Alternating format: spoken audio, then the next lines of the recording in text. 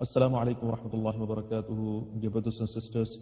Today, inshallah, very briefly, we would be looking at the meaning of Surah Al-Fil, and which is very powerful and one of the very smallest surahs of the Quran, but has a message for the world, and especially in the current climate of the world, where we are all affected by a very dangerous virus, which has affected the lives of the humankind actually in this world, and which is a threat to the whole world. But at the same time, it is a reminder that it is Allah subhanahu wa ta'ala who is in control of everything, and something very small can be something that may make us humble before Allah subhanahu wa ta'ala.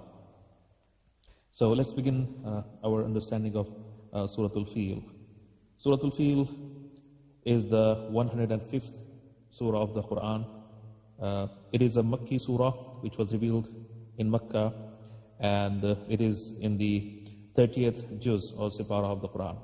It is called Al-Fil, the elephant, because it narrates the story of the army of the elephant, people who moved from their land towards Makkah in order to destroy the Kaaba. But Allah subhanahu wa ta'ala sent the flocks of birds to throw stones of shale on them and kill them. There is a hadith from Imam Ja'far Sadiq alayhi salam where he talks about some of the virtues of this surah, of reciting this surah. So according to this hadith, if someone recites Surah Al-Fil in their daily prayers, then all beings in the world will give shahadat and testify on the day of resurrection that they were among those who prayed, and Allah subhanahu wa ta'ala will accept their shahadat and orders that He will be allowed in the heaven. And there is a ruling also related to this surah, which can be found in some of the Tawzihul Masail, all laws of Sharia, by different ulama. So according to some of the marjas, if someone recites Surah Al-Fil in their daily prayers after the recitation of Quran, which is Quran Surah number 1, Surah Al-Hamd, then it is an obligatory precaution to recite Surah number 106, which is Surah Quraysh, as well, because Surah Al-Fil and Surah Quraysh count as one and the same in the namaz, at least. So if somebody has recited Surah Al-Fil after Surah Al-Hamd in any of the rakat of the, in first two rakat of the namaz, then they should recite Surah Quraysh also together with it. So now we are moving to the second part of the discussion, and which is about the Shan Nuzul, or the occasion of the revelation, why this surah was revealed and when this surah was revealed. So according to Imam Sajjad alayhi salam, he was quoted as saying about the occasion of revelation of Surah Al-Fil, that Hazrat Abu Talib alayhi salam told the Prophet sallallahu alayhi wa sallam, have you been chosen by Allah to call everyone to your religion, or to call your own people only? So the Prophet sallallahu alayhi wa sallam replied, I have been chosen to call all human beings to the religion, from the white and the black, the Arab and the non-Arab. I call all people who are on mountains and in the seas to this religion of Allah. I call the whole Persia and Rome. This remark by the Prophet ﷺ then was transmitted and transferred to the Quraysh, and they were very surprised to hear this. They thought that this religion was for them only, and when they heard about it, the Quraysh told Abu Talib, do you not listen to what your nephew says? We swear to Allah that if people of Persia, Iran at that time, and Rome hear these remarks, we will be stolen from our lands, and the stones of the Kaaba will be dissembled. It was then that Allah subhanahu wa ta'ala revealed this surah, Surah Al-Fil, to the Prophet sallallahu alayhi wa sallam, reminding them that it is Allah subhanahu wa ta'ala who is in control of everything, and not anybody else. So they don't need to be afraid of superpowers and of that type. So now, when Allah subhanahu wa ta'ala revealed this surah, Allah subhanahu wa ta'ala talked about an incident that had taken place at slightly before the birth of the Prophet sallallahu alaihi wasallam. According to some narrations, it was just a month before the birth of the Prophet sallallahu alaihi wasallam. So his birth was associated with this important event. And so that's why his birth is called the first Al-Fil, and that also made the Arabs to start their calendar during the time of Jahiliyyah, ignorance, a period of ignorance. So let's move to the third part of our discussion, which is about Ashab al-Fil that Allah subhanahu wa ta'ala talks about in the surah. So who are these Ashab al-Fil, and what is the meaning of, first of all, Ashab al-Fil? Ashab al-Fil means fellow of the elephant, which means in simple terms, army of the elephant. So army of elephants, or Ashab al-Fil, was an army led by Abraha, moved from Yemen to destroy the Kaaba, and Allah subhanahu wa ta'ala then destroyed them by sending flocks of birds. Quran talks about it in this surah, and then narrates this story very briefly, what happened to them. So they say that after that year, all the people of Arabia found a strong belief in the Kaaba. Now, so it's obvious that this surah is named after this incident, Ashab al-Fil. So Ashab al-Fil, or army of the elephants, refers to Abraha, the king of Yemen, and his army who moved towards Mecca to destroy the Kaaba.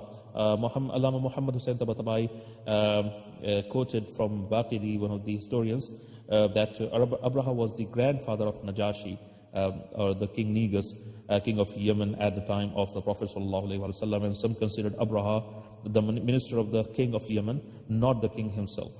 So after this event, this year became famous among Arabs as a year of elephant, or Aam al-Fil, and was considered the beginning point for Arabs' calendar in the age of Jahiliyyah. The Prophet Muhammad ﷺ was shortly born after this event.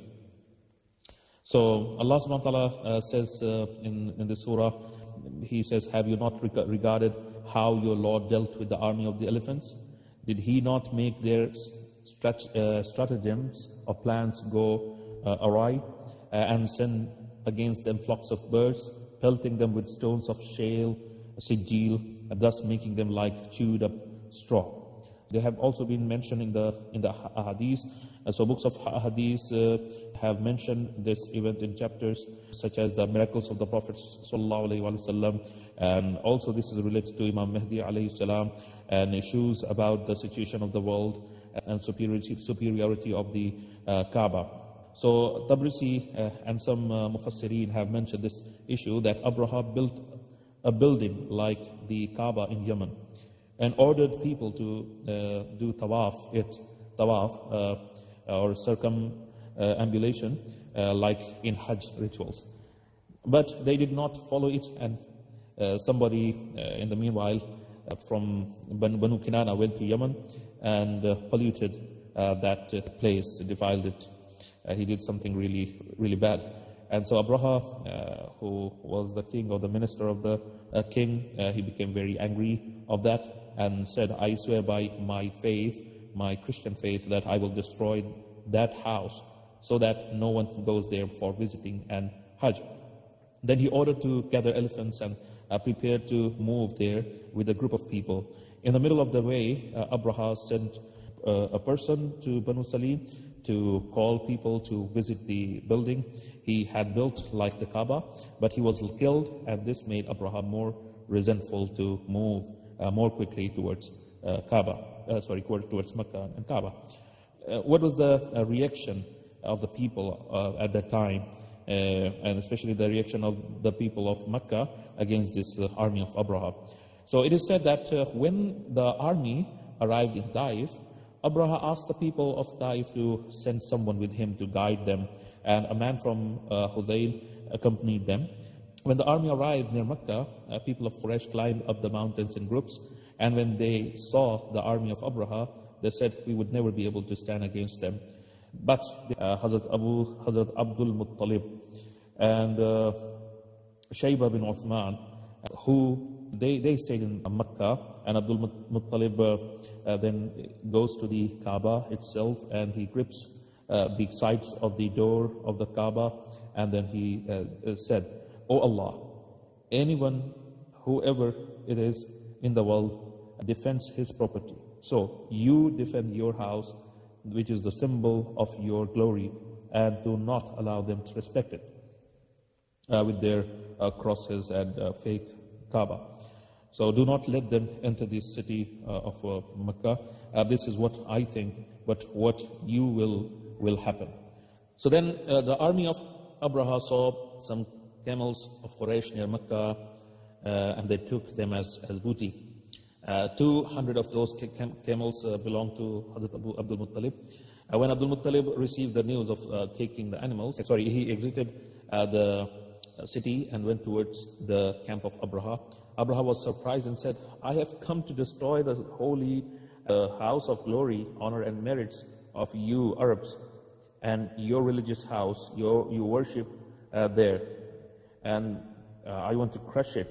But you did not speak about your religious house, and you don't even defend it, and just speak about your own camels and defend your own property, personal property.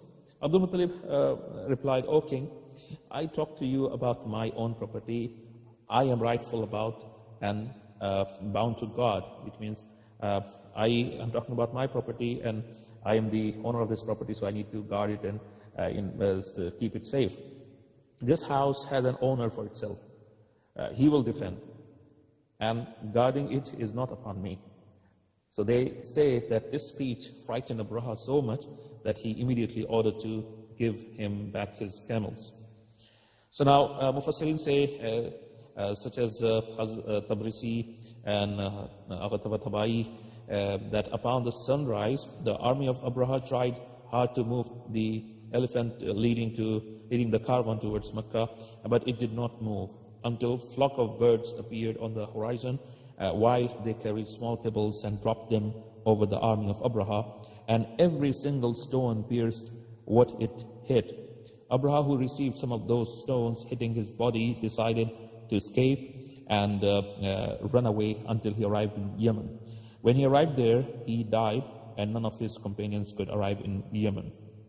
This made the Quraysh actually more respected among the people of Arab tribes. So Ayatollah Namutari pointed this in one of his books, and it says this event made Quraysh really more arrogant, and they had pride that they received protection from Allah subhanahu wa ta'ala, and the people of Arabia showed them obedience, and the market of Makkah then flourished even more, and they ordered people, and whatever they would order, the people would obey them due to the psychological and ideological liking they had found in the Kaaba.